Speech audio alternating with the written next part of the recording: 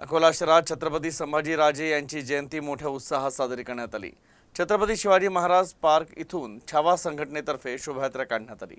शोभायात्रेच्या अग्रस्थानी अश्वटाळ मृदुंगाच्या तालावर पावली खेळणारी मुलं, अश्वांवर छत्रपती संभाजी महाराजांच्या वेशभूषेतील बालकं आणि फेटे परिधान केलेल्या युवती होत्या। सामाजिक संदेश देणारे 15 चित्ररथ या शोभायात्रेत सहभागी झाले होते। हातात भगवे ध्वज घेतलेले युवक छत्रपती शिवाजी महाराजांचा जयघोष करत होते।